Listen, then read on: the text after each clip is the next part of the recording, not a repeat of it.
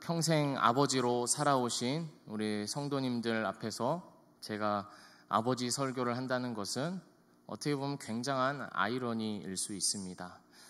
하지만 하나님께서는 아이러니를 통해서도 말씀하시는 전능한 하나님이신 것을 믿음으로 말씀을 전하겠으니 우리 성도님들도 믿음으로 말씀을 받아주시기 바랍니다. 아버지, 이 세 글자를 떠올리시면 어떤 생각이 나십니까? 우리 각자가 다 다를 것입니다.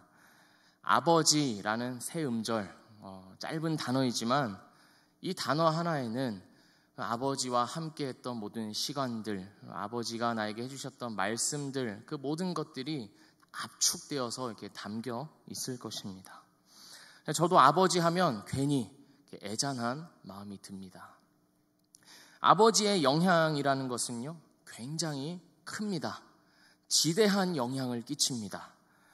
자녀의 자아상의 반 이상은요, 아버지를 통해서 만들어집니다. 아버지를 통해서 내 아들과 딸이 내가 누구인지를 알게 되고, 아버지를 통해서 또 내가 앞으로 살아갈 인생들을 살아간다는 것입니다. 그게 좋은 영향이든 나쁜 영향이든 아버지는 자식들에게 절대적인 영향을 미칩니다. 저 같은 경우에도 아버지의 영향을 참 많이 받았습니다. 노래를 좋아하시는 아버지를 따라서 저도 노래를 좋아하게 되었고요. 또 아버지와 어렸을 적 치던 그 탁구가 너무 재밌어서 나중에 나이 들어서도 그 탁구를 제대로 배우고 싶어서 막 이렇게 시간과 돈을 많이 썼던 기억이 있습니다. 그리고 또 제가 때로 설교하는 그 영상을 제가 보면요, 제가 말하고 있는 이런 입모양이나 아니면 어떤 제스처나 표정 이런 것들이 어떻게 아버지와 그렇게 똑같이 닮았는지 모르겠습니다.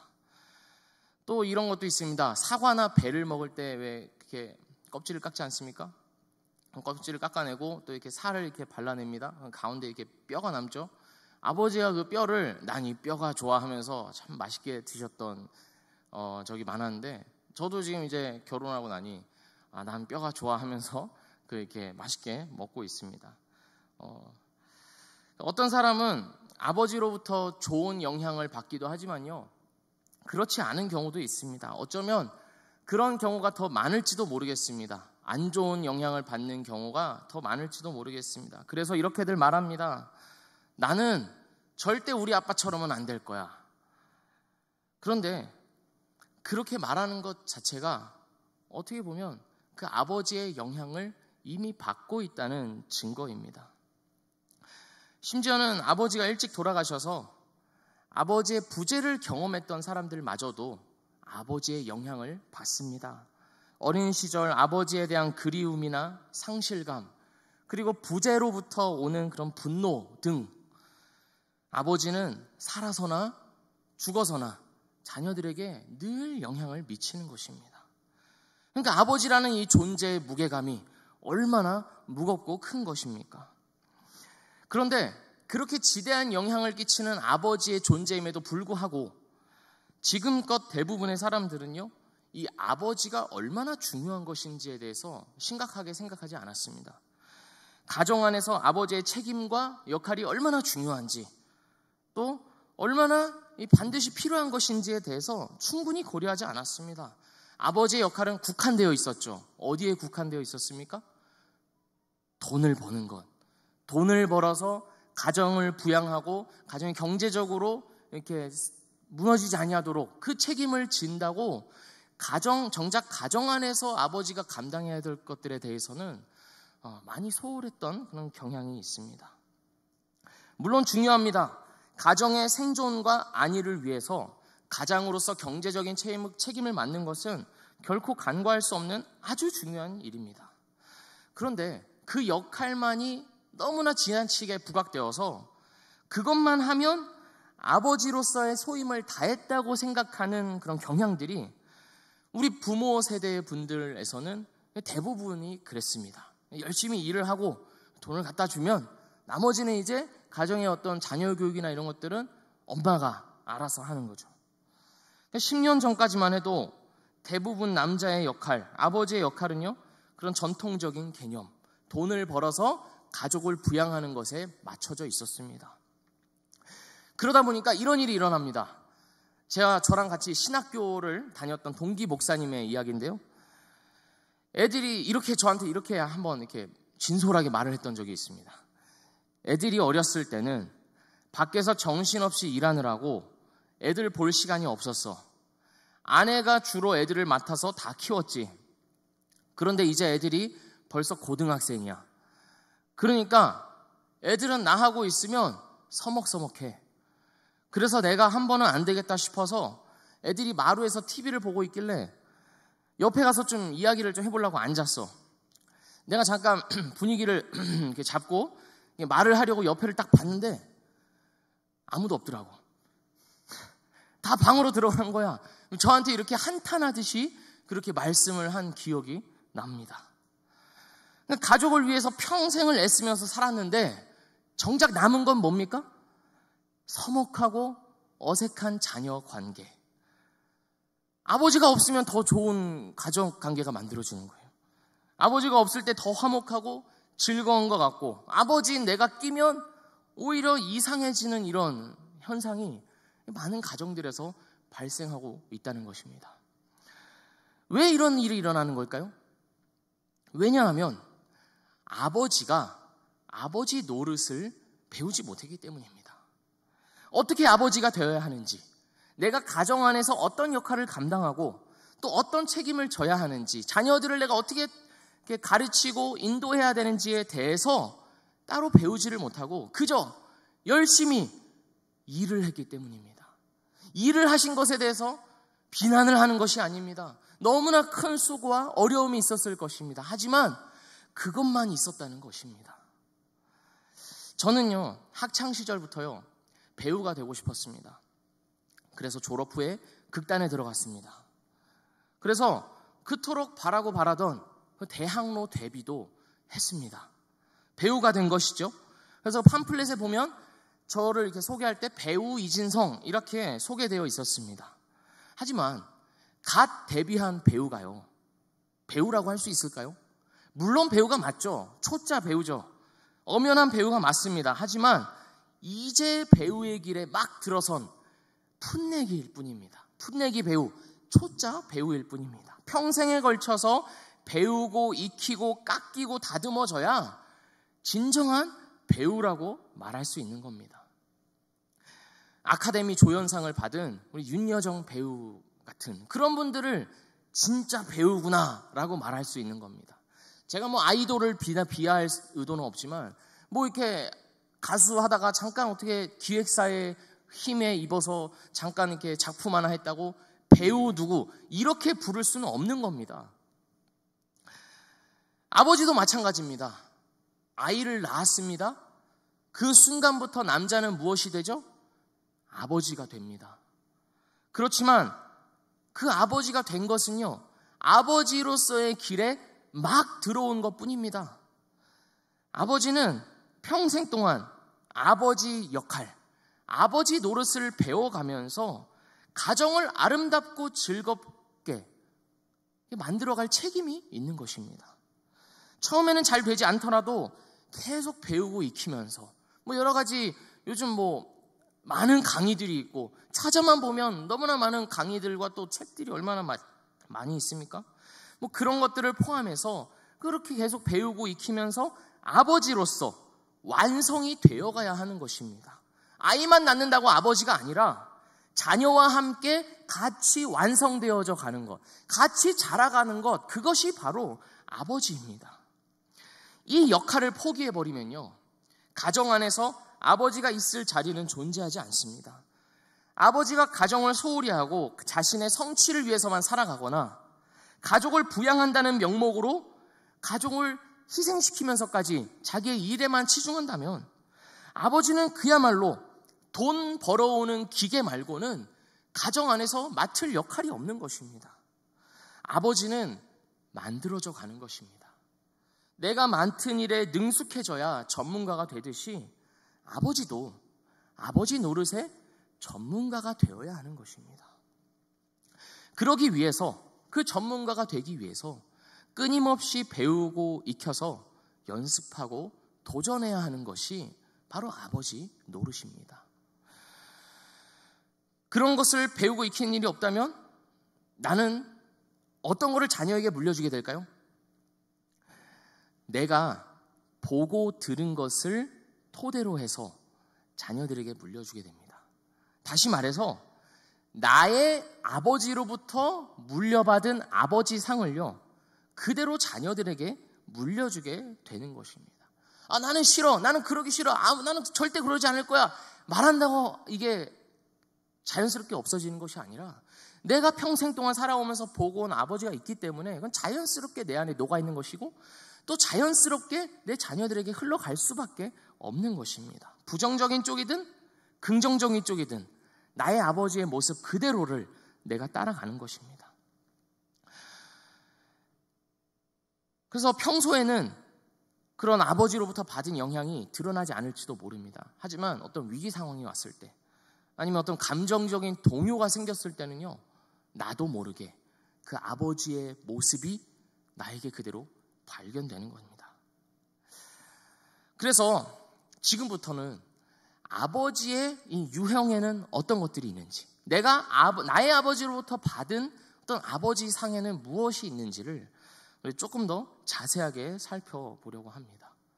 들으시면서 나는 어떤 아버지인지, 그리고 우리 여자 성도님들께서는 나의 남편은 어떤 아버지인지, 그리고 또 우리 모두가 나의 아버지는 또 어떤 아버지였는지 함께 이렇게 생각을 해보시면 되겠습니다.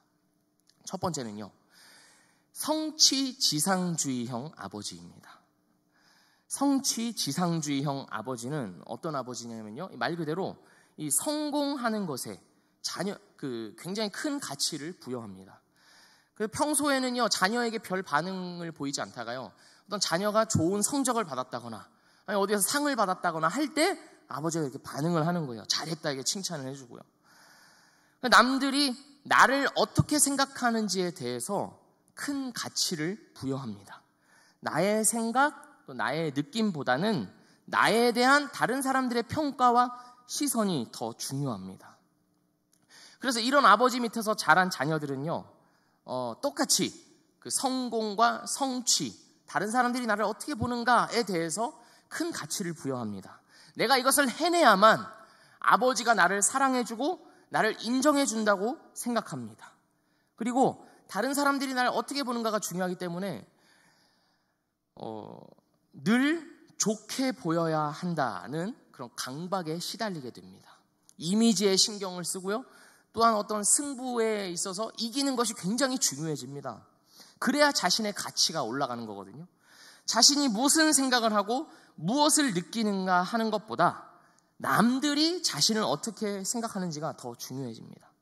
그래서 이런 아버지 밑에서 자란 자녀들이 자라면요, 어른이 되면요, 어떤 현상이 발생하냐면 내가 누구이며 내가 무엇을 할 수 있는가에 대해서 깊은 불안감을 느끼게 됩니다. 어떤 자기 내면에 있는 감정과 생각과 그런 욕구를 이렇게 충분히 살펴보지 못했기 때문에 내가 무엇을 해야 되는지에 있어서, 내가 무슨 길을 가야 하는가에 있어서 굉장히 많은 방황들을 겪게 됩니다. 두 번째는요, 시한폭탄형 아버지입니다. 시한폭탄형 아버지. 굉장히 말이 무섭죠. 시한폭탄. 이 아버지는 어떤 아버지냐? 이 아버지는요, 주저하지 않고 자신의 분노, 자신의 어떤 나쁜 감정들을 자녀와 아내, 동료와 세상을 향해서 막 내지르는 아버지입니다. 언제 화를 터뜨릴지 알 수가 없습니다. 감정 폭발하는 것이요, 일상화되어 있습니다. 이런 유형의 아버지가 자녀를 통제하고 가르치는 방식은요, 소리를 지르거나 벌 주겠다는 위협 또는 지나쳐버려서 학대까지 이어집니다. 그래서 이런 아버지 밑에서 자란 아이들은요, 늘 두려움을 가지고 살아갑니다. 정서적인 불안 증세를 늘 가지고 살아가는 겁니다. 아무런 이유도 없이 소리를 지르고 야단을 치고 하는 일을 겪기 때문에, 심하게는 때리는 그런 일도 겪기 때문에 이런 아버지 밑에서 자란 아이들은요, 눈치가 굉장히 빠릅니다. 머리가 뺑뺑뺑 돌아갑니다. 내가 어떻게 해야 맞지 않을 수 있는가, 내가 어떻게 해야 혼나지 않을 수 있는가에 대해서 감각이 엄청나게 발달하게 됩니다. 사태가 악화되지 않도록 내가 아버지의 마음을 어떻게 알아야 되는가, 지금 우리 가정의 분위기가 어떻지 하면서 굉장히 예민해져 있는 겁니다. 이런 과정을 거치는 아이들은요, 아이 때 정상적으로 밟아가야 할 그런 발달 단계를요, 훌쩍 뛰어넘게 됩니다. 그러니까 우리가 소위 말하는 애어른이라고 있죠. 애어른. 그러니까 애어른이 왜 애어른이 되는 거냐면, 애일 때 애로서 자라가지 못하고 그런 다른 사람들의 감정, 분위기 이런 것들을 지나치게 살펴왔기 때문에 애어른이 되는 겁니다. 그래서 이런 유형의 자녀들은요, 이 두 가지의 반응을 보입니다. 하나는요, 이게 사람을 완전히 피하는 겁니다. 잠재적으로 자신에게 스트레스가 될 만한 인간관계는요, 다 피해버립니다. 다 회피해버리는 거예요. 어떤 일이 일어날지, 이 사람이 나한테 그런 감정 폭발을 하진 않을까 하는 게 두려워져서 애초에 다 피해버립니다. 또 다른 반응은 뭐가 있냐면, 그 아버지보다 더한 그런 폭탄을 가지고 살아가는 겁니다. 더 학대하고, 더 공격적이고, 더 강박적으로 행동하는 것이 이게 내재되어 있습니다. 세 번째 아버지는 어떤 아버지냐? 수동형 아버지입니다. 수동형 아버지는요, 이 앞에 얘기했던 성취지상주의형, 그리고 시한폭탄형 아버지랑은 이 결이 완전 다릅니다. 수동형 아버지는요, 자신의 감정을 표현하는 것이 익숙하지가 않아요. 그래서 자녀에게 정서적인 이 거리를 둡니다. 자녀와 의사소통을 하거나 아니면 의미 있는 어떤 관계를 만들어가는 것에 대해서 이게 적극적이지가 않습니다. 그래서 수동형 아버지에게 있어서 자녀를 키운다는 건 뭐냐면, 아까 말씀드렸던 그런 재정적인 지원을 하는 것, 가정이 경제적으로 이렇게 살아갈 수 있도록 내가 이렇게 열심히 일하는 것, 거기에만 국한되어 있는 것이 바로 수동형 아버지입니다. 그래서 가정에서 어머니가 아이들을 담당하고, 아버지는 그런 어머니를 어떤 재정적으로만 지원하는, 이게 바로 수동형 아버지의 모습입니다. 그래서 이 가정의 어떤 정서에 있어서 개입하는 일이 극히 드뭅니다. 그래서 이런 아버지는 전형적으로 일과 가정을 딱 분리해 놓는 겁니다. 나는 일만 할 테니까 우리 아내, 너는 가정을 책임져라. 이 아버지들은요, 자기가 가족의 정신 건강에 지극하게 중요한 부분을 차지하고 있다는 것을 깨닫지 못합니다. 자기가 해야 할 역할이 있는데 그거를 간과해 버리는 겁니다. 가족 연구의 개척자이자 전문가이며 이론가인 머레이 보엠 박사에 의하면, 옛날 통계이긴 한데요, 1945년부터 1980년에 이르는 기간 동안 전체 핵가족의 50% 이상에서 이런 수동적인 아버지가 발견된다고 합니다. 오늘날에 있어서는 이게 어떻겠습니까? 핵가족은 더욱더 많아졌고, 또 일은 우리가 더 많아지고 했기 때문에 50% 이상이 아마 이런 수동형 아버지의 모습을 가지고 있지 않을까 저는 생각합니다. 자신의 가치, 어떤 자신의 생각, 자신의 느낌을 이렇게 자신이 이게 생각하고 있는 바를 말로 잘 표현하지 못하고 옮겨넣지 못하는 것이요, 바로 이 수동형 아버지 밑에서 자란 자녀들의 특징입니다. 그걸 유산으로 받은 거예요. 그러지 못하는 아버지가 계시기 때문에 자기 자신도 그것에 익숙하지 않은 겁니다. 네 번째는요, 부재형 아버지입니다. 부재형 아버지. 앞에서 다룬 세 유형의 아버지와 달리 부재형 아버지는요, 자녀를요 실제로 버립니다. 아버지로서 존재하긴 하지만 아버지로서 그 자녀의 이 가정에서 책임져야 할 역할에 전혀 개입하지 않습니다. 그것이 경제적인 부분이 되었든 아니면 어떤 정서적인 부분이 되었든 전혀 신경을 쓰지 않고 버리는 것이 바로 부재형 아버지입니다. 호적으로만 가족이지 실제로는 가족이 아닙니다. 이런 아버지 밑에서 자란 자녀들은요, 깊은 상실감을 겪게 됩니다. 자녀가 그 어릴 때 스스로 이해하거나 해결하기 힘든 그런 감정적인 상처를 남기는 것입니다. 아버지가 일찍 돌아가신 그런 경우도 같은 이 부재형 아버지에 속한다고 볼 수 있습니다. 그 폭력배 집단, 어떤 불량 집단, 그런 범죄를 저지르는 그런 집단들이 이렇게 우리 사회에 안타까운 사실이지만 있습니다. 근데 어떤 통계에 따르면 그런 집단들을 구성하고 있는 그런 사람들의 공통점이 뭐냐 했을 때 아버지의 부재가 있었다는 것이 굉장히 이렇게 어떤 시사하는 바가 있습니다. 그러니까 아이의 삶에 아버지가 부재한다는 것은요, 자동적으로 깊은 상실감을 낳는 것입니다. 그래서 이런 자녀들은요, 그런 아버지의 부재라는 사건이요, 자신의 평생 동안 이 영향을 미칩니다. 이 사람이 날 버리진 않을까?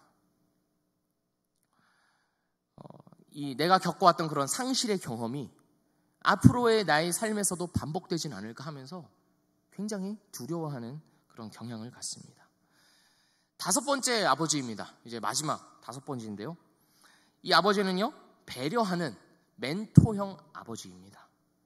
이 아버지는요, 전체 아버지의 10% 정도 된다고 통계가 이야기하고 있는데요. 이런 아버지는 특징이 뭐냐면요, 다른 아버지들이 굳이 할 필요가 없다고 생각하거나 시간이 없어서 안 하는 일을 자녀와 함께 한다는 것입니다. 아들과 함께 자동차 모형을 만든다거나, 아니면 숙제를 같이 도와준다거나, 아니면 어떤 부모 모임에 같이 참석한다거나 하는 것에 시간을 쓴다는 것입니다. 자녀의 삶을 가치 있게 만들고 또 자녀를 양육하는데 자신이 어떤 역할을 하는지 이해하고 있기 때문에 자녀와 함께하는 시간에 투자를 하는 것입니다. 이런 아버지는요, 그런 자녀와의 그런 정서적 애착을 일관되게 유지합니다. 그래서 이런 아버지 유형의 가장 큰 두드러진 특징은 뭐냐면 자녀에게 짐을 지우지 않는다는 겁니다. 우리가 다 아버지로부터 이 짐을 물려받습니다. 유산을 물려받습니다. 어떤 분노, 무관심, 적개심, 인정에 대한 욕구와 같은 그런 짐들을 우리 모두가 다 이렇게 물려받는데 그런 짐이 없다는 것입니다. 그런 자녀의 정서를 고갈시키고 에너지를 소모시키는 일이 없기 때문에 긍정적이고 아주 건강하게 삶을 살아갈 수 있는 겁니다. 그래서 아버지의 지지와 인정, 사랑이 있느냐 없느냐에 따라서 이 자녀가 어떻게 자라는가는 너무나 큰 영향을 미치는 겁니다. 어떻습니까? 우리 사랑하는 미랄교회 성도 여러분들은, 특히 우리 남자 성도님들께서는 어떤 아버지이신 것 같습니까? 한 사람이 이 한 가지 유형만 갖고 있는 건 아닙니다. 여러 가지 유형들이 섞여 있을 수도 있고요, 또 나쁜 것과 또 좋은 것이 같이 혼재되어 있을 수도 있습니다. 그러나 우리가 평생 아버지로서의 이 역할을 감당해 가는 동안 어떤 아버지가 되어야 하는지에 대해서는 모두가 동의하실 것입니다. 오늘 말씀을 보면요, 하나님께서 제사장들에게 이렇게 이스라엘을 이렇게 축복하라라고 말씀하십니다. 그 축복의 내용이 무엇이죠? 우리가 아까 성경 봉독으로 읽었는데요, 제가 다시 한번 읽겠습니다. 여호와는 내게 복을 주시고 너를 지키시기를 원하며 여호와는 그 얼굴을 내게로 비추사 은혜 베푸시기를 원하며 여호와는 그 얼굴을 내게로 향하여 드사 평강 주시기를 원하노라 라는 축복의 내용입니다. 그러니까 이 말을 제사장들에게 가르쳐서 이스라엘 백성들을 향해서 축복하라 라고 하나님께서 말씀하셨습니다. 왜 이런 축복의 말들을 제사장들에게 맡기신 걸까요? 왜냐하면 이 제사장들이 백성들의 대표였기 때문입니다. 백성들의 아버지였기 때문입니다. 하나님께서 제사장들에게 이 백성들을 책임지는 역할을 맡기신 겁니다.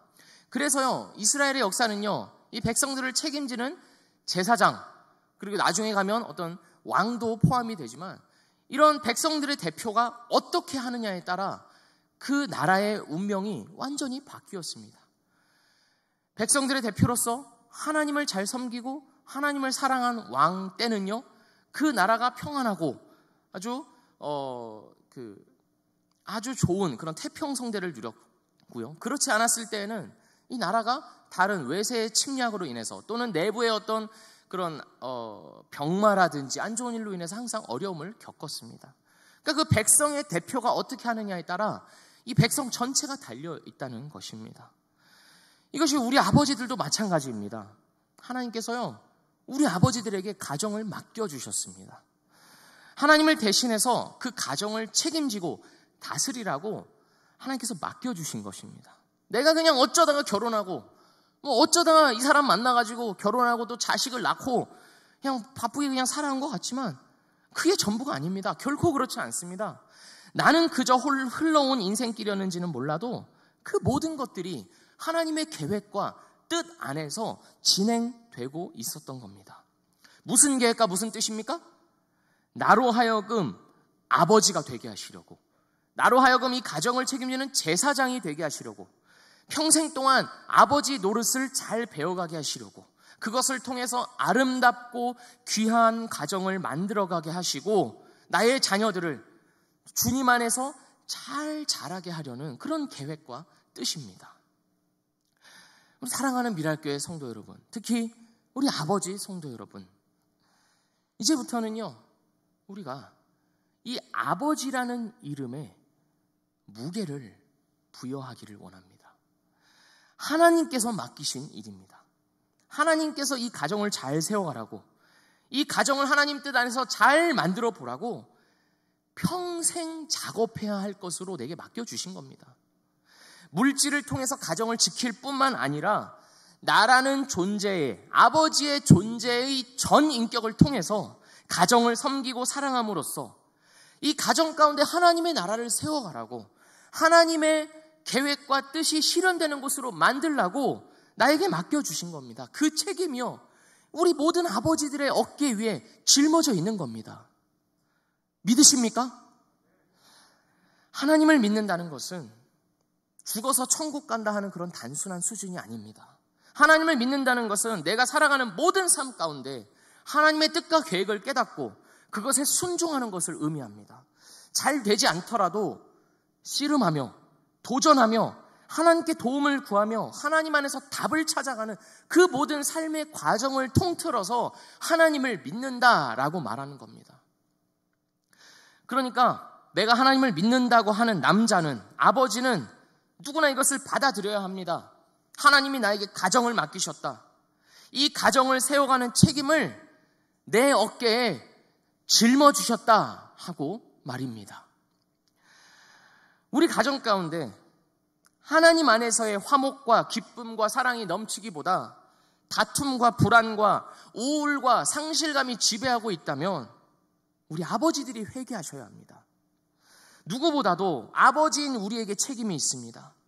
하나님이 아버지에게 이 중한 책임을 맡기셨는데 그 가정을 내팽개치고 충분히 돌보지 않고 내 할 일만 열심히 하고 살았다면 그것은요, 아버지의 책임입니다. 우리 가정이 열매 맺는 과수원이 아니라 황량한 사막이 되어버렸다면 그것은 가정의 제사장인 아버지가 눈물 흘려서 회개해야 할 직무유기인 것입니다. 이 말을 하는데 우리 여자 성도님들께서 뭔가 입가에 미소가 지어지는 것 같기도 합니다. 다른 사람을 탓할 수 없는 겁니다. 남자에게서 나온 것은 모두가 이 남자의 일부입니다. 우리 자녀가 누구에게서 나왔습니까? 남자에게서 나왔습니다. 우리 아내가 어디서 나왔습니까? 남자에게서 나왔습니다. 하나님께서 하와를 아담의 갈비뼈를 통해서 취하신 것은 그걸 보여주기 위함입니다. 여자는 남자를 통해서 나왔다. 남자로부터 아내가 나왔다. 여자가 나왔다. 이것을 보여주기 위해서 그 작업을 하신 겁니다. 그러니까 여자나 아내나 자녀나 우리 가정이 뭔가 문제가 있다는 것은요, 그 가정의 출발점이 된 아버지, 나에게 뭔가 문제가 있었다는 겁니다. 그럼 어떻게 해야 합니까? 이런 생각을 하실 수도 있어요. 이제 자녀는 다 컸고 아버지로서 내가 뭘 더 어떻게 할 수 있을까? 이제 다 커버려서 어떤 그 자녀들의 생각과 그런 삶은 이미 다 이제 성인이 되어버렸고 내가 더 이상 관여할 수 있는 건 없는 것 같은데 내가 뭘 할 수 있을까? 요즘 많이 하는 말로 왜 이 생망 있지 않습니까? 이번 생에는 망했고 다음 생에부터 잘해봐야 될 것 같은데 그런 분들도 계실지도 모르겠습니다. 이에 대해서 제가 한 가지 이야기를 들려드리는 것으로 답을 드리고자 합니다. 물론 뭐 정확한 답이 될 수는 없지만 충분히 이렇게 도움이 되실 거라 믿으며 이 이야기를 드리고자 합니다. 제 이야기입니다. 더 정확하게는 우리 아버지 이야기입니다. 저는요, 아버지가 무서웠습니다. 앞서 말씀드렸던 아버지 유형으로 말씀드린다면 저희 아버지는 이 수동형 아버지 베이스에 시한폭탄형 아버지를 이제 가지고 계셨던 것 같습니다. 평소에는 어떤 정서적인 교감을 나눈다거나 아들의 이야기를 듣는다거나 하는 일이 거의 없었습니다. 근데 그러다가 제가 거짓말을 하거나 큰 잘못을 하면요, 아버지는 저를 방으로 데려가서 때리곤 했습니다. 굉장히 심하게 패셨습니다. 전 지금도 잘 기억이 납니다. 지금은 요즘 집에선 찾아보기가 힘든데요. 옛날 집 에는 왜 방문이 손잡이가 이렇게 동그란 손잡이 아시죠? 요즘 다 이렇게 누르잖아요. 근데 옛날에는 이렇게 잡아서 돌리는 손잡이 있지 않습니까? 저만 알고 있나요? 그 돌리는 손잡이가 있고 그 가운데 이렇게 딱 누르는 게 있습니다. 이것도 저만 알고 있나요? 아니죠. 다 알고 계시죠? 누르면 그게 딱 잠기는 겁니다. 그래서 이걸 딱 돌려야, 안에서 돌려야 열리고 밖에서는 이렇게 열 수가 없고 그렇게 되는 손잡이가 있는데, 예전에 있었던, 제가 아버지와 있었던 그 집에는 그 손잡이가 있었습니다. 그래서 저를 방으로 데려가서요, 어떻게 하셨냐면 그 손잡이의 그 가운데 있는 버튼 그걸 딱 누르십니다. 딸깍 하는 소리가 나죠. 방문이 잠기는 거예요. 왜 잠그냐? 이제 저를 때리기 시작하면 어머니가 그걸 듣고 견디지 못해서 방 안으로 이제 막 그만하라고 들어오는데 그걸 못 들어오게 하려고 방문을 딱 잠가버리는 겁니다. 그래서 지금은도 저는 그 딸깍 소리를 이렇게 상상하면 이렇게 몸서리 쳐질 때가 있습니다. 그래서 얼마나 공포스러운지 모릅니다. 이렇게 정말 아버지가 막 저를 때릴 때면 사정없이 때렸기 때문에 그 조그만 방 안에서 도망갈 데도 없잖아요. 그냥 맞아야 되는 겁니다. 그래서 그 아버지가 너무 무서웠습니다. 이유도 없이 시한폭탄이 되진 않으셨는데 그래도 때로 내가 잘못했을 때마다 그렇게 폭발하는 아버지가 너무 무서웠습니다. 그래서 늘 내가 뭘 잘못하진 않을까, 늘 그 불안감에 시달렸습니다. 내가 뭐 잘못하는 일이 있어요. 그럼 나 맞는 거 아니야? 나 또 방에 들어가는 거 아니야? 하면서 그 정서적인 불안감을 항상 가지고 살았습니다. 그러니까 당연히 아버지와는 어떤 정상적인 그런 그 관계를 맺을 수가 없었죠. 항상 아버지를 무서워하며 거리감을 둔 채 학창 시절을 보냈습니다. 그러다가 제가 22살이 되었을 때였습니다. 그때 제가 잠깐 미국에 가 있을 때였는데요. 그때 아버지로부터 연락을 하나 받았습니다. 잘 있냐는 말과 함께 그 메일을 한번 확인해 달라는 말씀을 아버지께서 하셨습니다. 제가 메일을 열어봤습니다. 메일을 열어봤더니 이미지 파일이 하나 있었어요. 그 이미지 파일을 다운로드 받으니까 이게 뭐냐, 아버지께서 저에게 쓰신 그 손편지를 스캔을 해서 이렇게 파일로 보내신 겁니다. 편지의 내용은 이렇게 좀 길었지만 요약하면 대충 이랬습니다. 진성아, 미안하다. 아빠가 어려서 너를 바르게 가르친다고 너를 때렸던 것 정말 미안하다. 아빠가 너에게 큰 잘못을 했다. 지금이라도 용서를 구하니 아빠를 용서해 주겠니? 이제부터 아빠가 진성이를 더 사랑하고 아껴주도록 노력할게. 사랑한다, 진성아. 지금도 제가 이렇게 이거를 보면 울먹이는데, 그때 제가 이 편지를 처음 봤을 때, 그때 미국에 있는 그 컴퓨터가 아주 후진 컴퓨터이고 CRT 모니터였어요. 이따만한 큰 모니터였는데 제가 그 모니터를 이렇게 부둥켜 안고 얼마나 이렇게 통곡을 하면서 울었는지 모릅니다. 그동안 아버지에게 이 가져왔던 그런 그 불안과 그런 정서적인 어떤 거리감과 그런 아픔과 상처들이 그 편지를 받고 또 제가 그 우는 그런 순간에 한순간에 그런 녹여가는 것들이 이렇게 경험했습니다. 그러니까 무슨 일이 있었던 거냐면 아버지께서, 왜 다들 아실 겁니다. 아버지 학교를 가신 겁니다. 아버지 학교를 가셔서 그런 그 아버지 학교 숙제를 내줘요. 그래서 아버지에게 편지 쓰기, 자녀에게 편지 쓰기 뭐 이런 거를 시킵니다. 그래서 그 숙제의 일환으로 아버지가 저에 대한 어떤 진심을 담아서 저와 이 관계를 다시 시작해 보시려고 그 편지를 그렇게 쓰신 겁니다. 그때부터 아버지가 변하기 시작했습니다. 매일같이 제가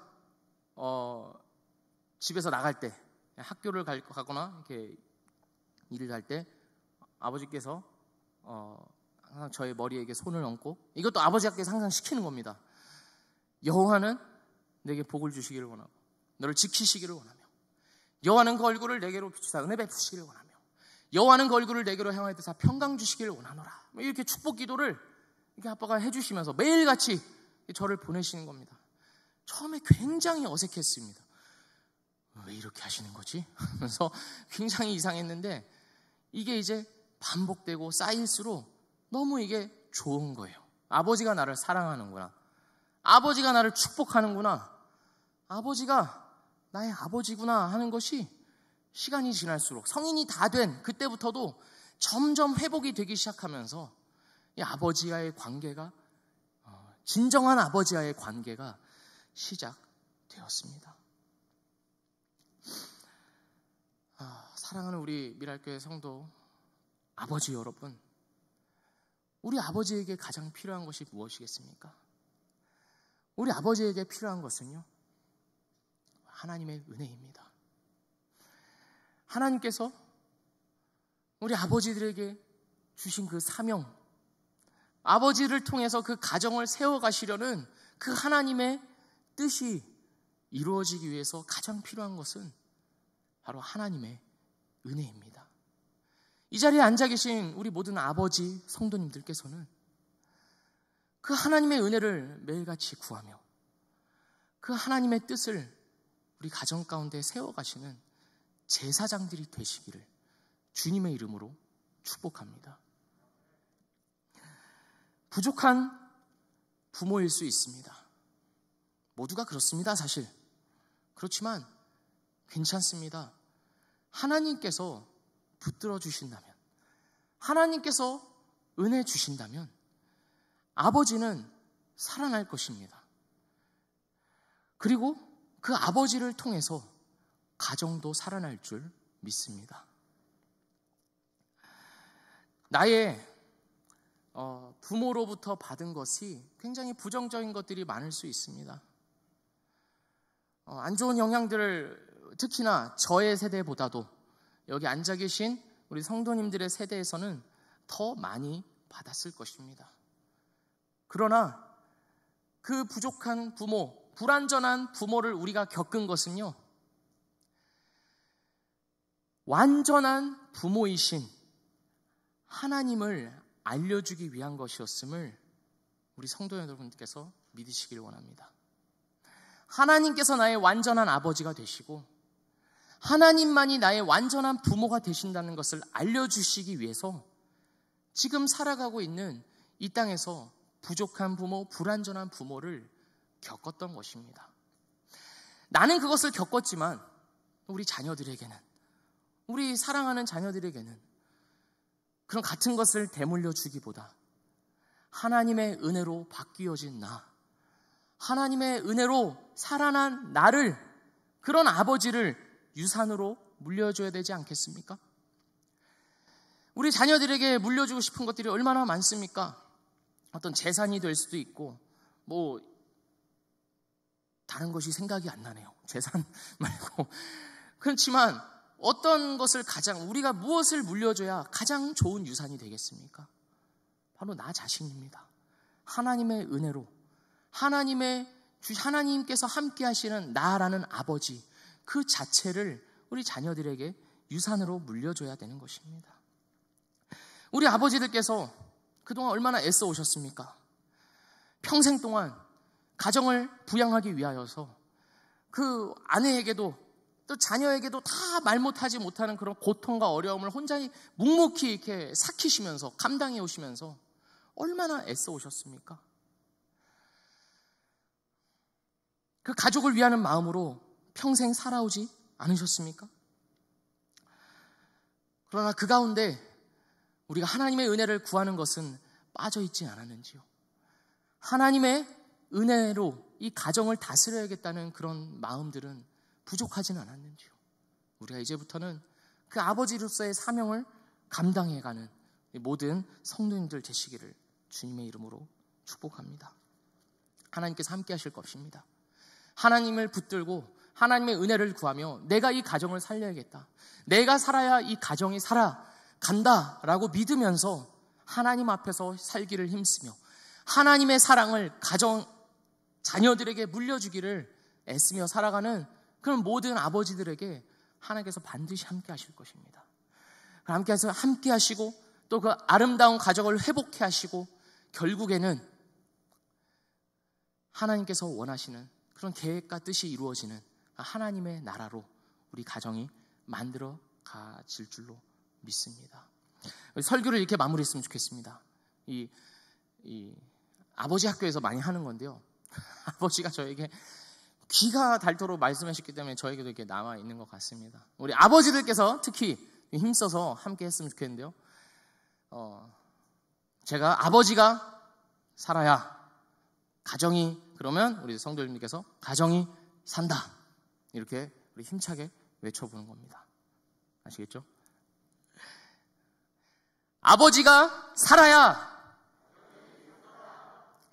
지금 너무 안타까운 것은 우리 여자 성도님께서 더 열심을 가지고 말씀하신 것 같습니다. 예, 우리 다시 한 번만 아주 힘차게 믿음을 가지고 우리 외치겠습니다. 아버지가 살아야. 기도하겠습니다.